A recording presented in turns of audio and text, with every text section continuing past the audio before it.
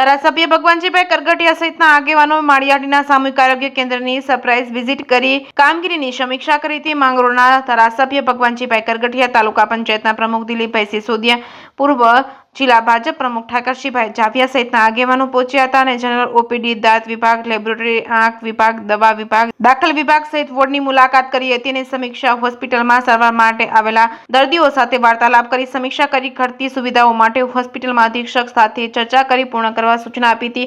આ તકે સામૂહિક આરોગ્ય કેન્દ્રના આગામી દિવસોમાં નવનિર્માણ થનાર હોય અને જગ્યા અંગે પણ સમીક્ષા કરી નાના મોટા ફેરફારો અંગે મેનેજમેન્ટ સાથે ચર્ચા કરી યોગ્ય કરવાની ધારણા આપી। જેકેએસ ન્યૂઝ ગુજરાતી સાથે પ્રતાપ સિસોદિયા, માળિયાહાટીના।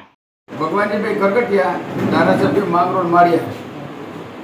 ગુજરાત સરકાર દ્વારા આપણા મુખ્યમંત્રી અને આરોગ્ય મંત્રી ઋષિકેશભાઈ પટેલ દ્વારા માળિયા વિસ્તારમાં એક આધુનિક હોસ્પિટલનો મંજૂર કરવામાં આવી છે, જેમાં રાજેશભાઈ ચુડાસમા અને મેં પોતે ખૂબ જ પ્રયત્નો કરી અને સરકારમાં અવારનવાર આગેવાનો સાથે જઈને રજૂઆત કરતા સરકારે આ હોસ્પિટલ માળિયા મુકે મંજૂર કરી છે અને ટૂંક સમયમાં એનું કામ ચાલુ થાય એવા અમે પ્રયાસો કરી રહ્યા છીએ।